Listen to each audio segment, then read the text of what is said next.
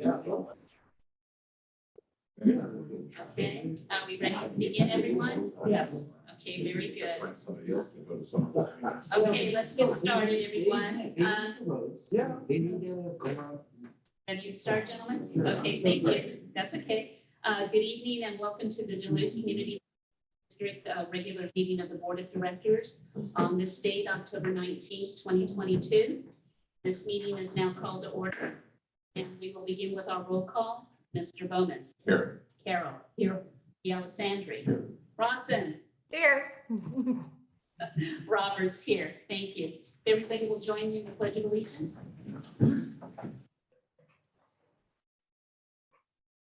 I pledge allegiance to the flag of the United States of America and to the republic for which it stands, one nation, under God, indivisible, with liberty and justice for all.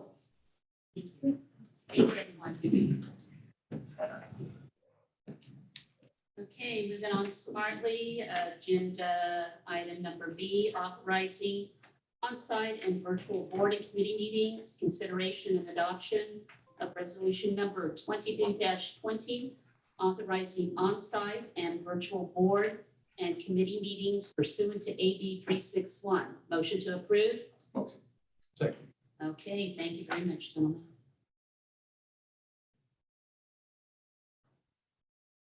Need to vote roll call?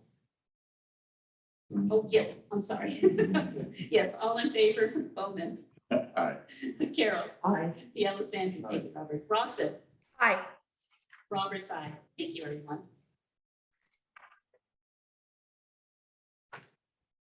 Okay, Sheriff's report. Deputy Perez. Well, good evening. Good evening, sir. Well, the last period was, thank God, quiet for the most part. Which one that I saw was that, had two,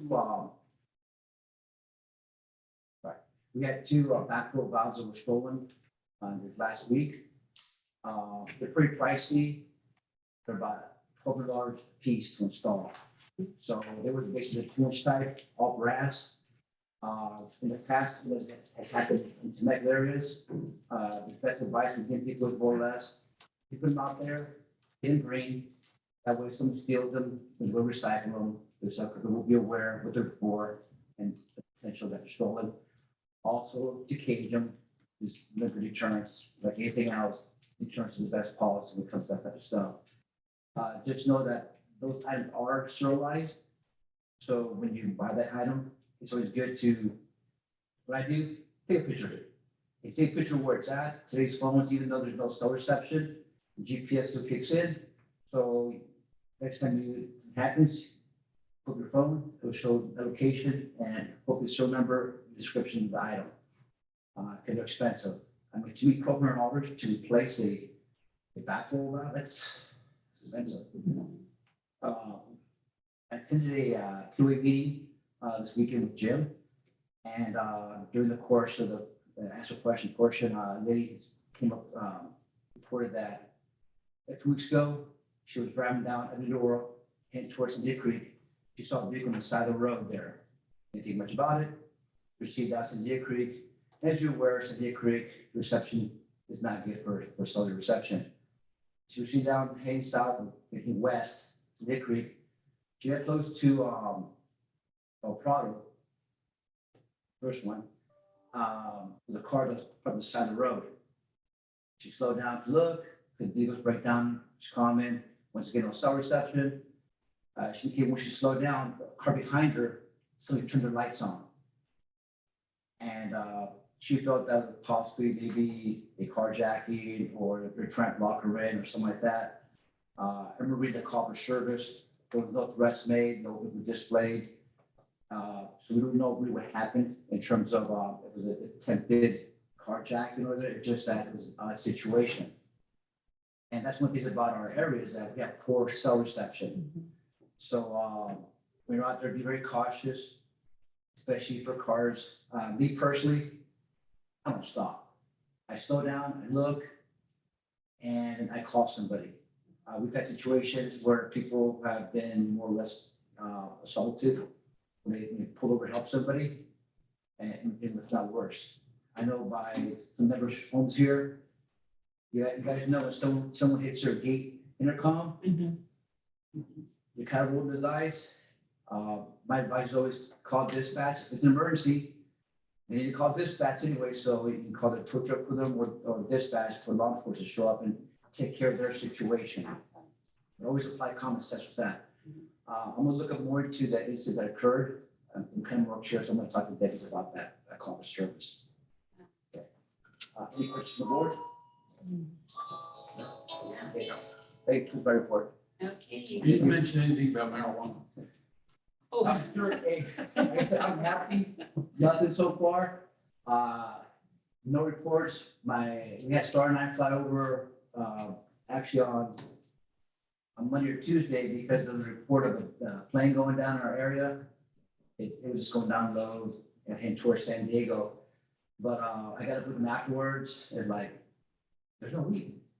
Once again, I'm happy about that. But I did smell something the other day, which kind of surprised me. And I've been looking into that. So, but at this point, I have not seen any marijuana over by flyover or by sight. Have there been any thefts, avocado or other thefts this year? I deal with a lot with McMillan, and they're very happy. Okay. I'm talking to some of the other growers, they're making out good this year. So they're not really complaining about loss or anything. Okay. And I work with McMillan a lot in terms of like when they're suspected poaching, I guess, something like that. I try with them as much as I can, but they're happy right now in terms of no loss, no cost. I'm pretty sure I'm somewhere, but it hasn't been reported to me. The only thievery is at the packing houses. Okay. Okay, don't worry about it. No, I mean, it's actually like we have our own kind of like little packing shops that like just went off of El Calamar. I'm sure you were that one. I'm just mentioning they don't pay you. for- Oh. Okay. That sounds like. Well, You guys are a little slow today. yeah. I'm down there. okay. Anything else on the board? No. Okay, thank you very much for the update.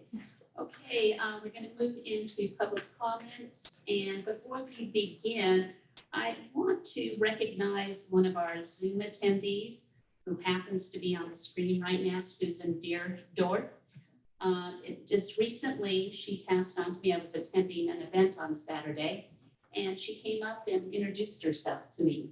And her husband was sitting across from the table. But she wanted to give us some feedback. She wanted to let us know that her and her husband participate through Zoom, listening to these meetings. And she wanted us to be aware that they think that the CSD is doing a very good job on behalf of the community. So Susan, I know you're muted right now, but I wanted to say thank you very much for the feedback. Really appreciate it. It was very nice to meet you, put a face to a name. And I hope we continue to see you on screen. If not, please come on site and visit with us. Again, thank you very much. So again, just wanted to share that feedback with everybody. Okay. Nice to hear. All righty, Jessica, I see we have no one else in terms of Zoom individuals. Anybody on site here to speak? No? Okay, very good. And we'll go ahead and move on smartly to agenda item number E, which is information only. And these items are intended for that purpose: financial statements, statements of investment policy. Any comments or questions, directors? None? Okay, very good, then we'll move on. Okay, and that will lead us into F, which is the consent calendar.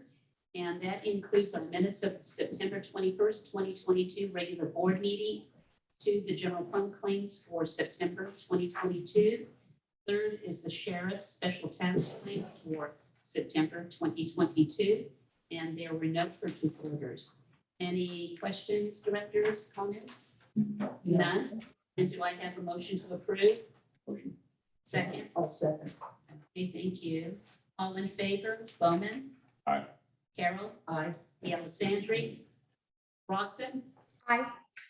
Roberts, aye. Unanimously approved. Thank you very much.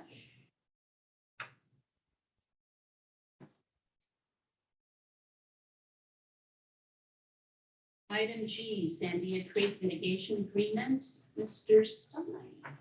Thank you. So this is may seem like the same thing we were doing last month, basically. Last month, we had the Buena Vista mitigation payment. This is for the actual past job, the Sandia Creek and the Via Vaquero project that we did, I don't know, a year and a half ago. We went through the process for Buena Vista, and that got us, going and reaching back out to what happened on Sandia Creek, going through the process, and we realized we still needed to pay this mitigation fee basically for the Sandia Creek project. So we got this agreement here. It's basically the same exact agreement with a different project and a different impact acreage in it, basically. So this one came out to a total of $43,000, which if you remember, there's two projects. So and these projects have a little bit of a larger footprint. So you pay based on the amount of acreage that you're disturbing. So that puts us at 43,000. It was about half the last one. So it kind of goes in line. It's payments to the same person. So basically, that's what this payment is, pay that, finalize that environmental mitigation process for Sandia Creek and Via Vaquero. Mr. Emmons, did you want to add? Well, I think Brian covered it, so it'd be nice to just get these all cleared up. I have a question. Is this, and I assume probably not reimbursable by FEMA? No, it's a permit fee. Well, And the engineering committee reviewed it in our meeting as well, recognized, obviously, that we go forward. if we have no- It's not reimbursable. That's, I'll look into that. we can look deeper. I think, sometimes these are reimbursable at a certain point. So it's definitely, we are having a meeting with them, so. Yeah, the overruns. Yeah. It's possible. Yeah. So we'll check that out. Okay, Good. okay, very We good. have them all, we have an audience with them coming up soon, so.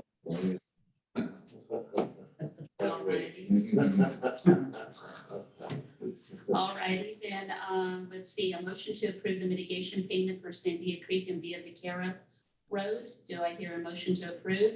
Yes, motion to approve. Second, please. All in favor, Mr. Bowman? Aye. Carol? Aye. DeAlessandri? Rawson? Aye. Roberts, aye. Unanimously approved. Thank you very much.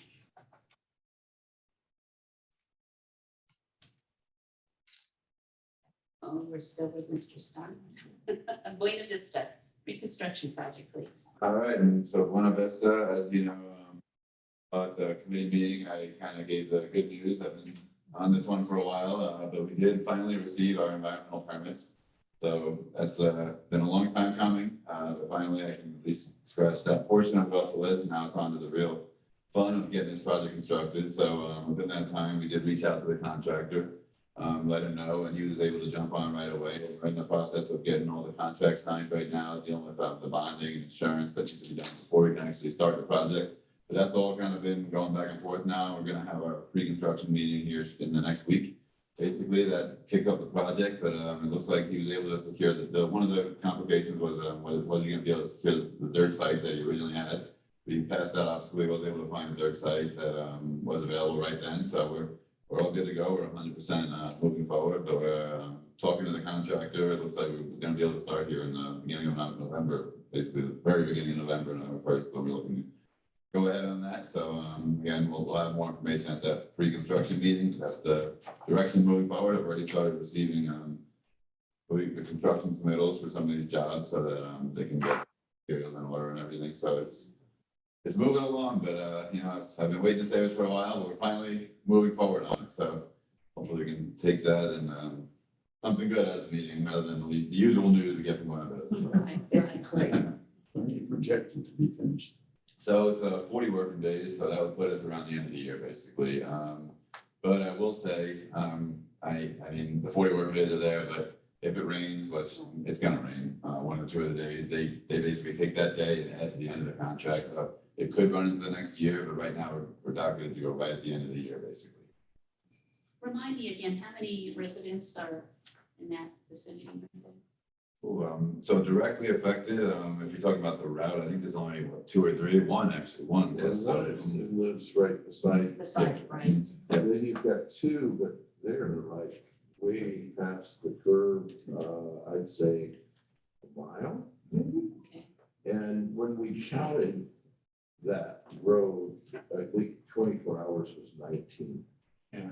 trips. So there's not a lot of. 19 trips, so that could be one home going out, coming back, and going out later, they coming back, that'd be like 4 trips, so 19, that kind of thing, I guess, so not a lot of traffic. Pretty minimal. One of the things we'll cover at the pre-construction meeting is what the plan is for contacting residents. Like with Sandia Creek, we had a lot of residents along the creek and along the road, and they were all contacted by the contractor and our people. I mean, they went, knocked on the door, physically talked to them. So we'll get that lined up at the pre-construction meeting. I did get some good news tonight that Will Dan has assigned James Brown, Jason Brown, the guy who ran our project at Sandia Creek. Okay. And we had some little issues in the first 5 or 10 days, and then he came in. Right. Boy, is he good. He really knows his stuff. And he's not on site all the time, but he's the guy who runs the whole thing. And the issue, like back then, there was issue, when is this gonna get done? When is the detour gonna be open or finished and all that? And he holds the contractor to the schedule. And he did a great job. And we had a good contractor there too, but he's a real pro. So I'm happy I put in my request for him, 6 months ago, but it depends on how many projects. And then if we did get an okay, that these jobs are gonna be going at the same time. So why pay for 2 construction inspectors? So we got So that. they agree. They can run both these jobs. That's great. Inspection. That's great. And that inspector works for Brown. Yeah, he works under, he's a construction manager and then the inspector underneath. So the inspector's the one on site dealing with the day-to-day, and then the construction manager deals with all the higher level. And if there's an issue, he's the one that's gonna step in and put everyone in their place. And he's been doing it for, I don't even know how long, but definitely over 20, 30 years. So he's definitely seen it all. So that's the kind of experience you need out there. So it's good to see. So it's looking, both projects are looking good, the timing, and these things are all falling into place. So I think we're gonna get these done. There may only be a few residents, but how many lots are there along that road? They're large, they're mostly 20s and Is that right? it's all agriculture in there. Yeah, well, that's the point, which is it may only affect a few residents, but it can affect people who own those lots in agriculture. That's right. I just mentioned this Yeah, because, that's a good I point. just mentioned this because it would seem like we're paying all this money for 4 people when it actually, there's more than Oh, that. I see what you mean. No, That's no, I'm talking about, the question as I heard it was people actually being affected, Right. their day-to-day, That's right. No, there's lots and lots and a lot of That's correct. agriculture. That's correct. So I think it's a different perspective when you look at that in terms of how important it is to do this job. Well, great. Looking forward to it. As well. Thank you very much. And let's see, oh, you're still on the agenda. I'm still here. The 2022 annual pavement rehabilitation project, Mr. Simon. All right, and we kind of segued to that at the end of the day, so we're kind of on the same, it worked out that we're on the same track. As we said, we're gonna share inspectors on that one, but with that, we're gonna have a pre-construction meeting kind of on the same day there to go ahead with the annual slurry job. On that one is, I mean, it's the same exact process right now we're going through is the bonding, the insurance, basically. And that's all going as planned. They're looking to get out there in the beginning first week of November there. So it's gonna be moving ahead. I wrote it on that one. They've submitted everything they need on that. We have the project set up, a DIR number.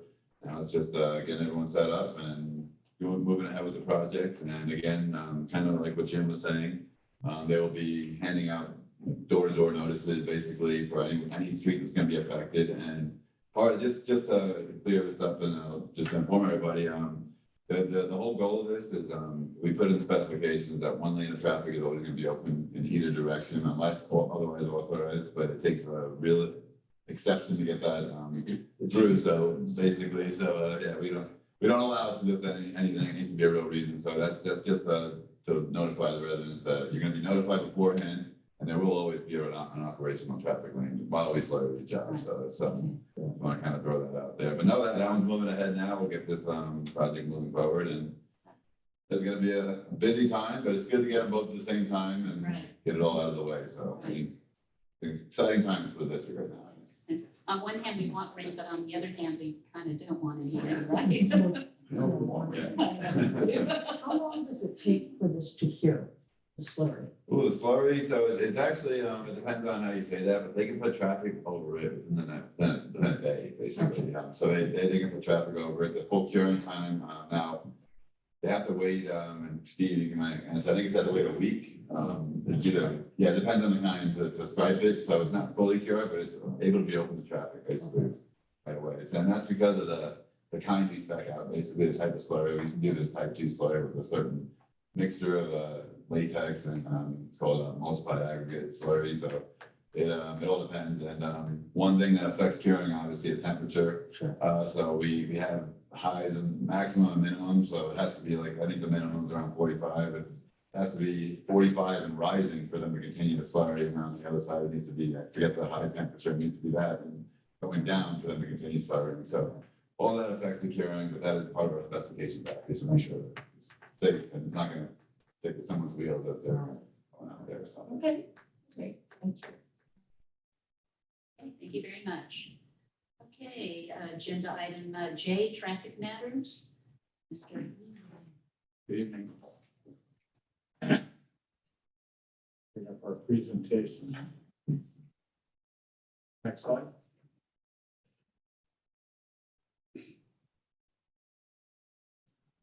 So we started our traffic study that we talked to you about a few meetings back. And next slide, there's 5 streets that we've identified that internext with the district, and we've done the first 2. And our focus was to look at accident history, roadside shoulders conditions, develop options, and then submit a report. Next slide. So the first 2 we did were Rancho, Cal, and Sandia Creek. So we'll talk about tonight real quickly. This is pictures and just gives you a brief description of what they look like. Rancho Cal's got brand new striping RPMs, new surface, asphalt berms, guardrails. It's in good condition. This is of course maintained by the county. It also has, showing pictures here, guardrails, warning signs, groove center lines. So it's got most of the latest and greatest bells and whistles. We did have 2 fatalities that in the last 4 years that we were aware of. One on that curve area there, going up Hairpin Curve, and then one at the motorcycle accident there at the Avenida del Oro. As a result, the county lowered the speed limit at a request from 55 to 45 in that section. So that's a good thing going forward.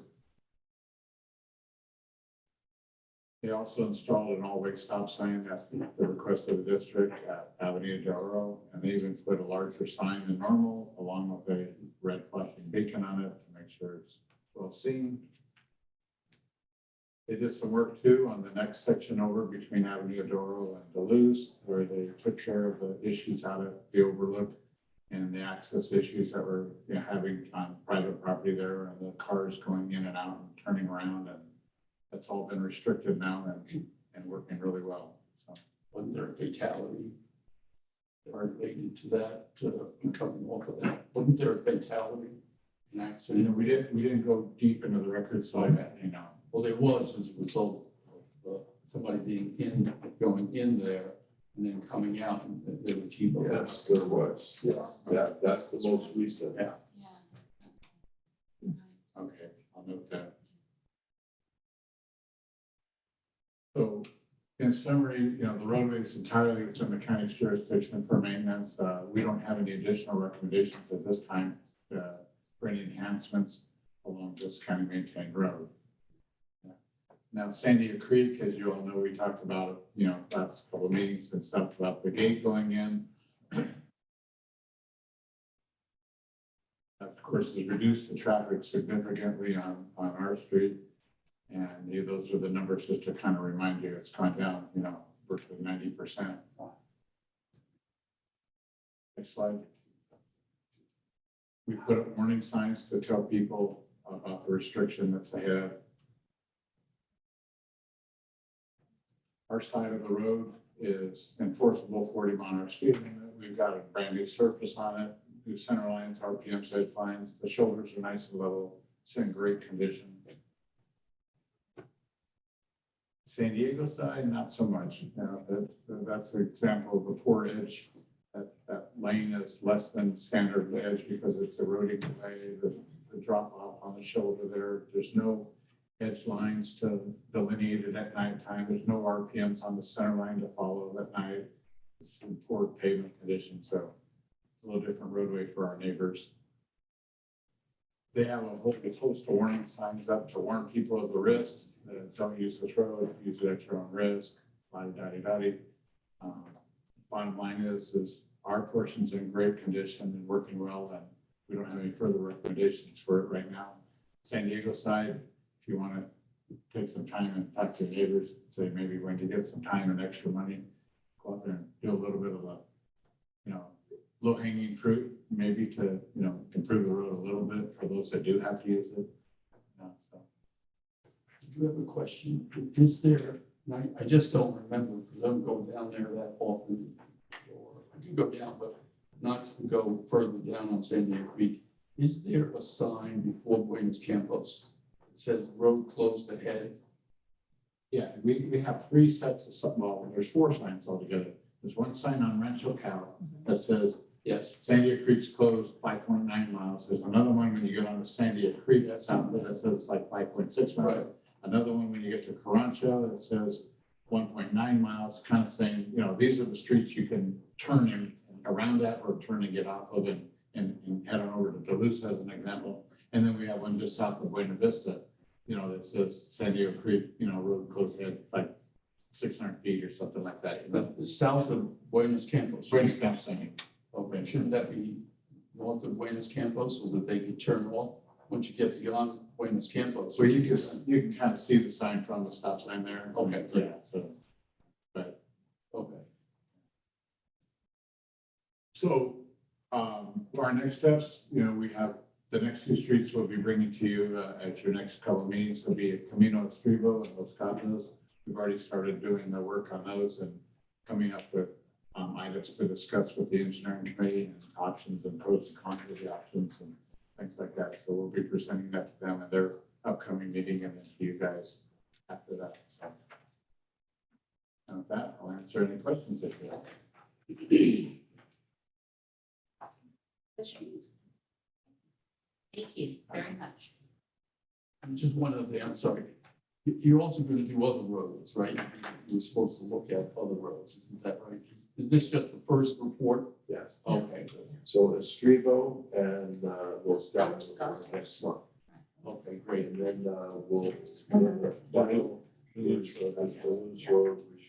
the issue of where it connects to. I also want to look at, I always forget the name of this road, think of Barracuda, but it isn't Barracuda, it's. Barracuda. Yeah, right. You might want to look at that.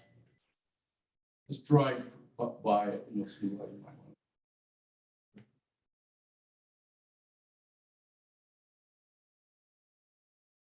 Any other questions? No. Thank you, Steve. Agenda K, road maintenance and field crew report. Mr. Our maintenance crew's out in the field again. We've got, let's see, which road is it? A tree fell, Oh, goodness. and that is on Via Los Ventos over around Shore area. And I think that the road is blocked, and so it's larger than some of our saws can handle, so bringing in a tree crew. Okay, So I just said, when you finish, if you get there in time, make it to the meeting, otherwise I'll give the report. And I guess I could probably, I've looked at most of this, but so I'll do it for you. okay, very good. So this is the month, and this is kind of our maintenance program actually starting to take shape. The beginning of September, we now know where all our drains are. We've got them all plotted by zone. the data is loaded into our maintenance cloud, which starts out in the field with those tablets, the same as you have on your desk. And so the program is starting Labor Day. We inspect all the drains and they're all photographed, so we know exactly before and after. And here's an example of a before and after. And most of this work, there are some drains that are going to need some budget work.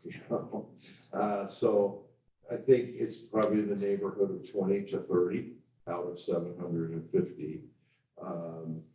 And so they've done the best they can do with our own equipment.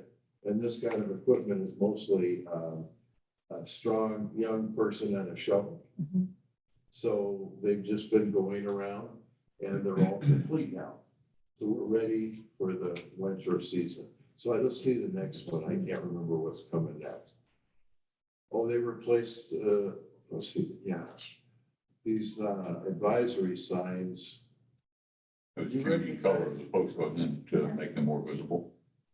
Yes, yes. And I can't remember this location. These were a really creative solution that our staff came up with. Those signs that they're on Carancho here between El Calamar and Cameron. And they highlight that deep ditch that you can't pull off into or you get stuck. But people go by and clip them and these are metal signs that are getting broken off. They're made to break off and stuff like that. So what they've done is they're using the little 6-inch sleeve that's in the ground. Now, instead of putting the metal sign back up, they're putting the flexible delineator over it. They've got it to fit just right. And very good idea that TJ came up with, because now if it gets hit, that flexible delineator could just, in essence, pop down and pop right back up. Or if it pops off, they can just put it back on. They don't have to go buy and build a damaged metal sign, that. So you've got a piece of plastic out there now that's giving, it's much more reflectivity than the old metal sign was. So really creative that they did that.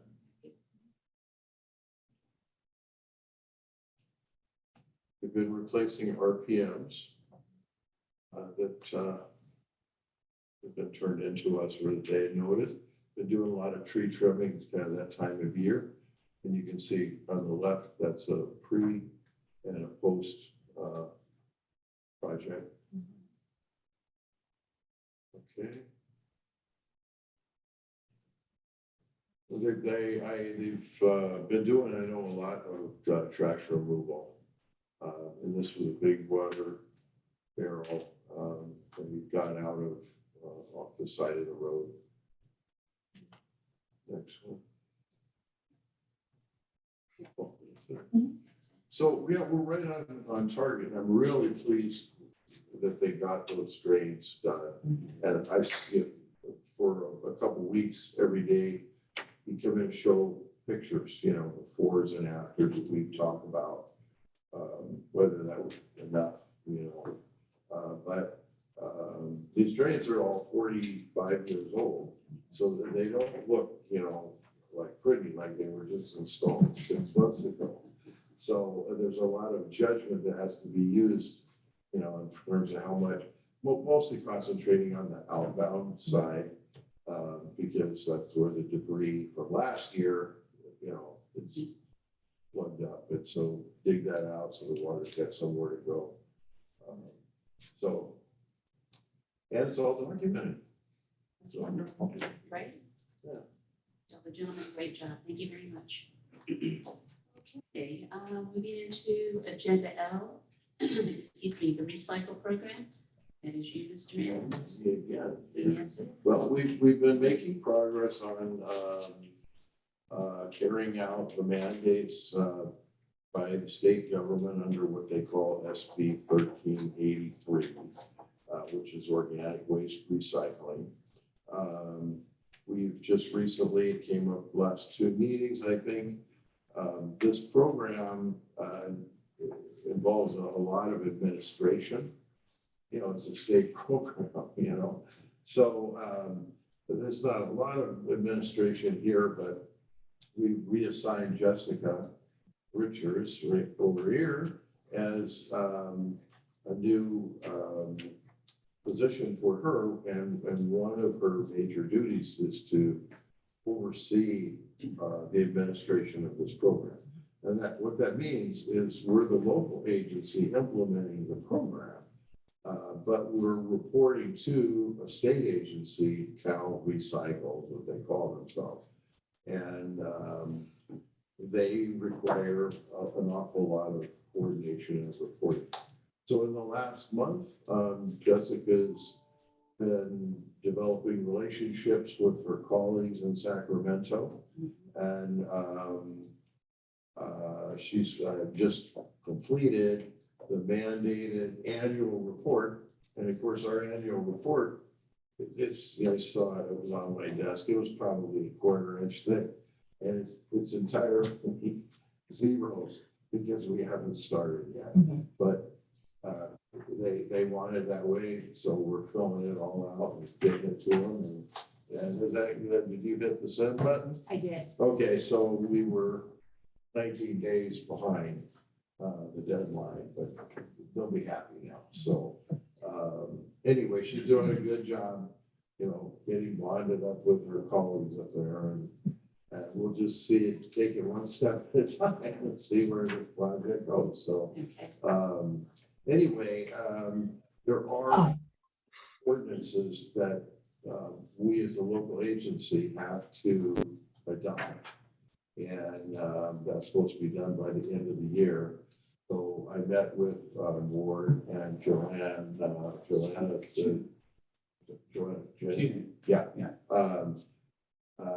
she had another meeting tonight, so she couldn't be here, but she's gonna modify the ordinances to put clauses in that these ordinances don't go into effect until we have the necessary equipment and everything in place to run this program. And that if that never happens, these ordinances never go into effect.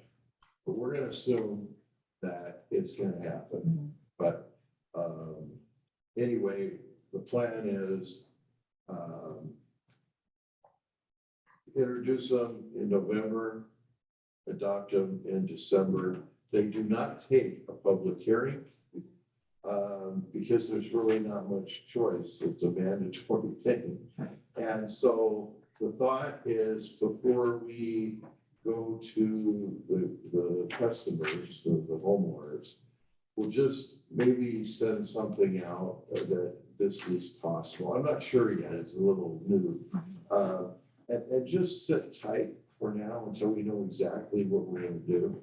And then do an education campaign, whether it be one big, huge meeting. But one thing is in terms of reaching the people who need to know is we can use the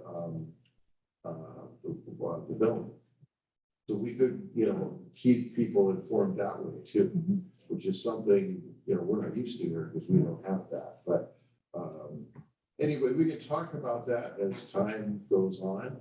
But in between now and next November meeting, which is why I'm telling you about it now. If you want to talk about it, we've got 4 weeks now, and so just let me know. And then finally, we are still looking into possible legislation or legal action because we do have the population cutoff is, well, anybody under 7,500 doesn't have to participate. It's a rural waiver, or under so much tonnage, so the population, we're at about 2,300 people, and anybody under 75, we're way below. And then we're also way below on the tonnage from 2014. So those topics are still being, considered and explored because it's quite a difference. So that's where we are on the recycling.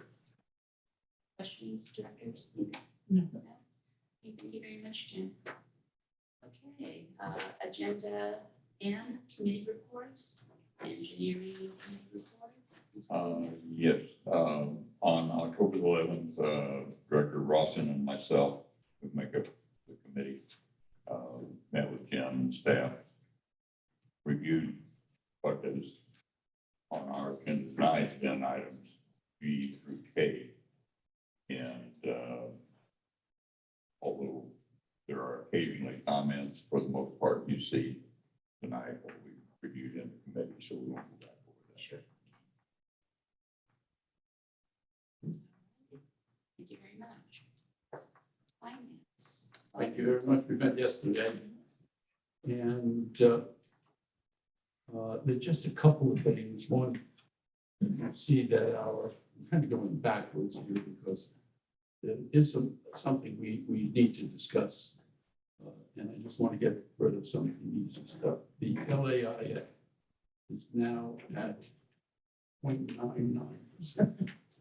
So we're creeping over the 1% mark. Maybe at some point in the future, we may be there. That's getting better. Just said that.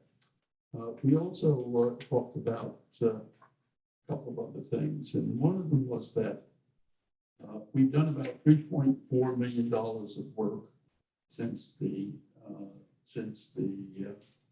storm, and received about 2.2 million FEMA money. If I'm incorrect, you will correct me, okay?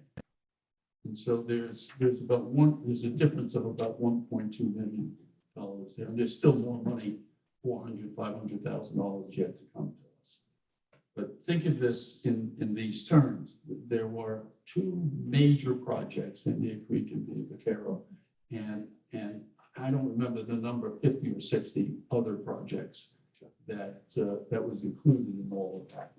So even if we spend the 1.2 million on that, that is a lot of work that was done at a minimum of expense to the CSD. I think that's really very good news. And there's probably more to come back. And now you can add these two payments for the environmental reports, and maybe get a little bit more back too. And I apologize for this. Teresa presented this to us yesterday, and we probably should have made copies for everybody. I should have asked for that, and I didn't, and I do apologize. So since I'm the only one who can read the note, you just have to trust me, okay? Okay, but the bottom line here is that we started the year with about 2.1 million in our available funds for road rehabilitation. And we're down to about this is 1.1 million right now.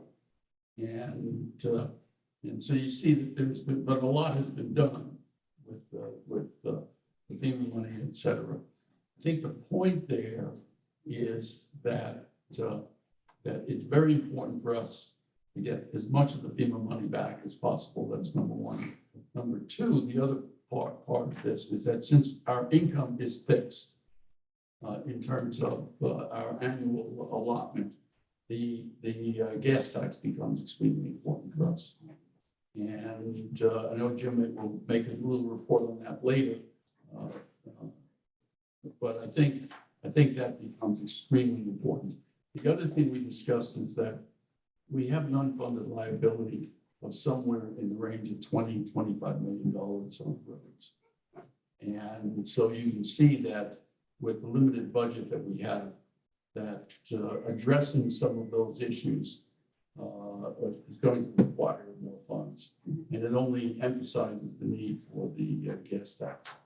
And I think that what's been done thus far has been incredible in terms of getting us to the point where that is very, very close to being a reality.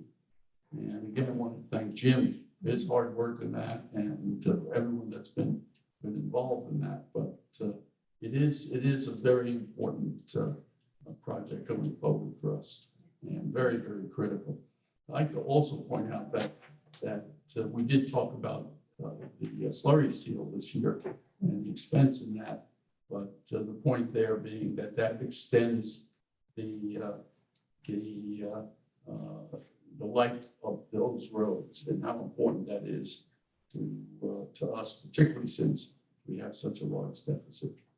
So that was the report. Do you have anything else you would like Yeah, to add? I think that's important though, that people realize that we are underfunded for maintaining our roads and increasing the longevity of them by the Slurry seal. That'll be another 7 years. So that's really an important project. We did talk about options in terms of funding. And we'll probably look at some of those in the committee as time goes by.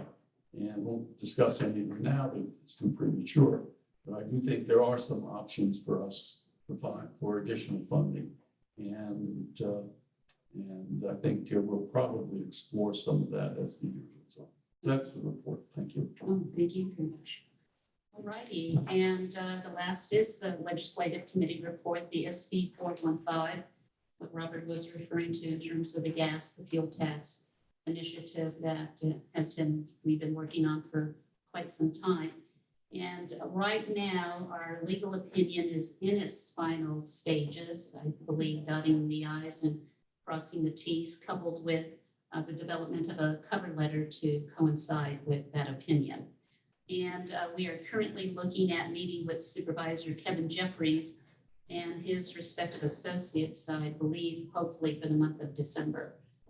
So I know Jim is working on that. So that is the status. So it is, we really have made a lot of progress, especially Jim, Robert, and Marianne Byers. They've done a great deal of work there along with Ward Simmons staff and so forth. Jim, do you want to add anything to that? Nope, that's where we're at. So, Okay. we originally planned a meeting for the end of the month, but we can't get the court calendar. So, I'm kind of talking to Ward right now, because I knew there was something I needed to tell him. Okay, this yeah. evening, But we'll get that scheduled and Okay, good. Yeah, holding out those dates. So, yeah, definitely. So, right on the nail there in terms of Robert's comments. So, very critical to the district and to the residents here. And so that is the report there on the SB 415.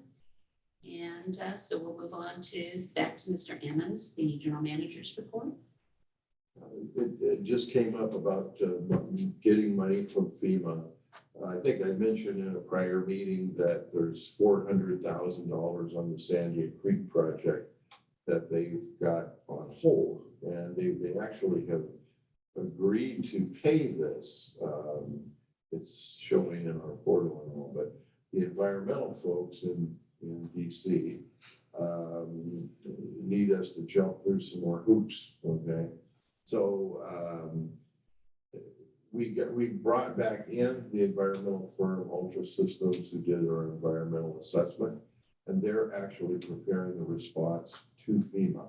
And in the phone meetings I've had with them, I'm glad we went this way because they speak the same language.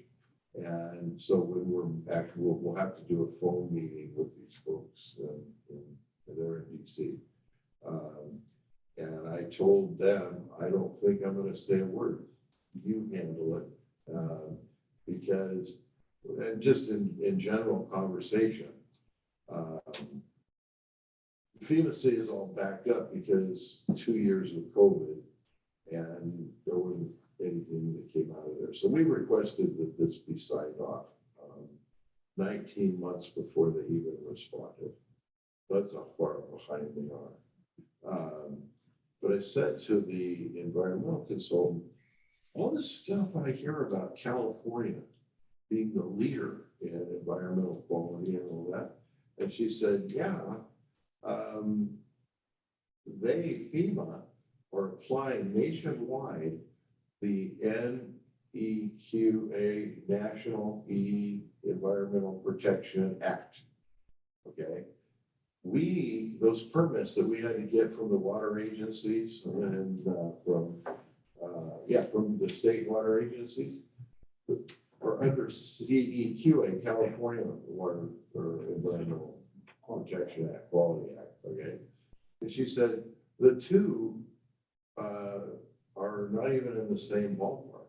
So what they're gonna be talking to us about, these 16 questions they have about whether we met their standards. Obviously, we're in the state of California. The standard is way beyond. So we were talking, it's like, if they're so stacked up, why don't they take all the California applications? And she said New York is way up there and all the West Coast is way up there.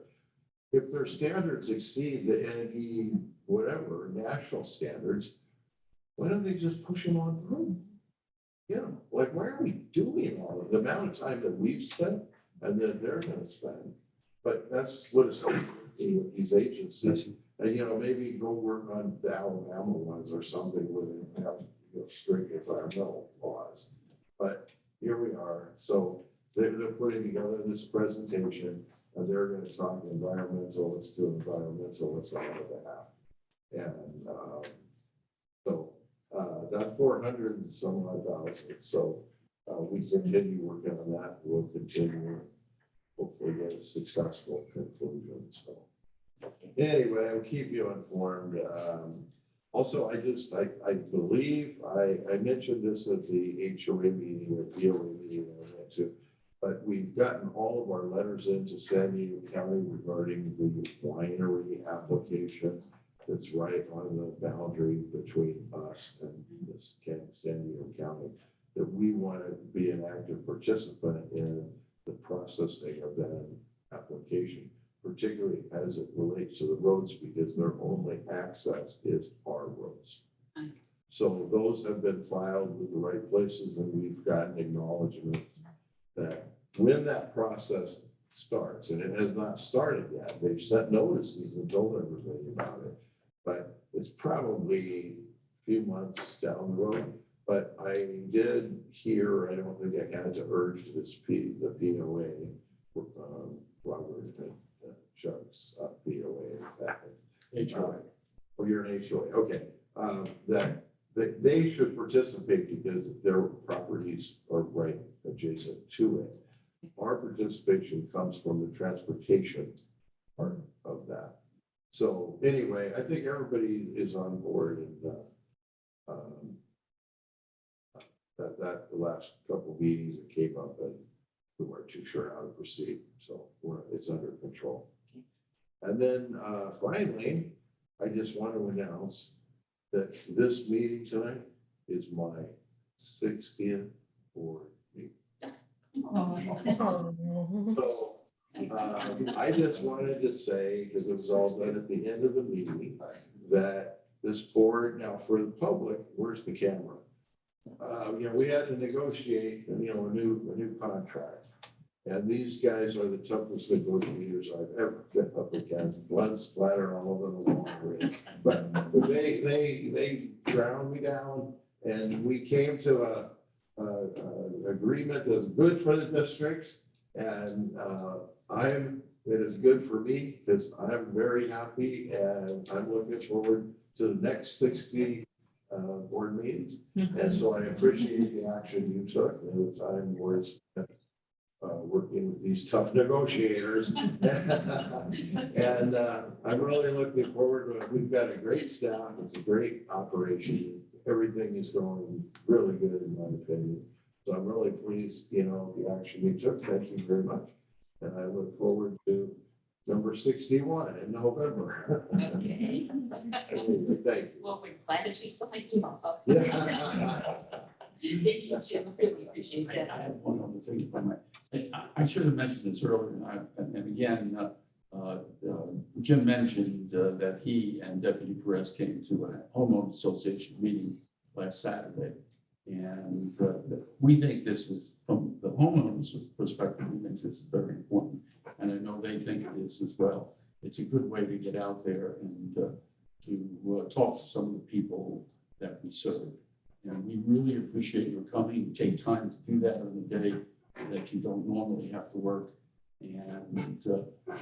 and risk suffering slings and arrows of outrageous fortune. Yeah. But it was a very nice meeting, and I think went very well. Again, we thank both of you for being.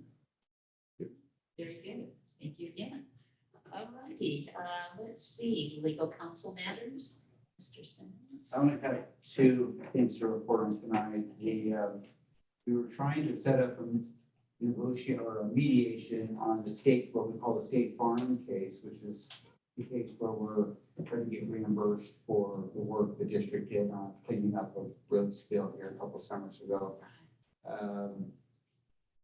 The other side was non-responsive, and we've now passed the point where mediation was required to be done. So we're moving forward with the trial, and it's set for December 16th. So hopefully we'll be able to settle before then, but if not, we're gonna have a trial before the end of the year. And probably going to take a couple of days. And we've got a good litigator that's assigned to the case, and he's ready to try it. So Would that include if we were successful court costs? unfortunately, that doesn't. Yeah, that's what I heard. I remember that you telling us. But we're hoping that it'll still settle on the eve of trial, so we won't have that. But anyway, then on AB 361, which is the resolution we passed at the beginning of each one of these meetings, you probably heard this week, the governor has lifted or will be lifting the state of emergency for COVID at the end of February. We're looking into that right now. Our current resolution is premised on the idea that it's set for an emergency declaration by the governor. It looks like there might be some wiggle room in the legislation to continue those if you so choose to. We're looking into that further. So I'm going to be reporting back at a later meeting, but if you choose to continue to want to have a board member appear by Zoom, you know, which is very convenient, I think that we're going to be able to figure out a way to continue to do that. So I'll report back again when we know more about it. Okay, very good. We'll probably have to design a new resolution to adopt maybe in March, but it's still quite a number of months away. So we'll have to see what things look like in March. I hope we don't have a different variety. Oh, let's say that, not gonna vote. Yeah. Okay. That's it. Thank you very much for that input. Okay, the last item on the agenda is P, which we are going to be going into a closed session in terms of conference with legal counsel. So at this time, what I'd like to do is to turn my page first of all, is to any of our guests, if I can ask you to please leave during this closed session. And if you want to wait in the lobby, that's fine. If you'd like to come back in after, you may do so.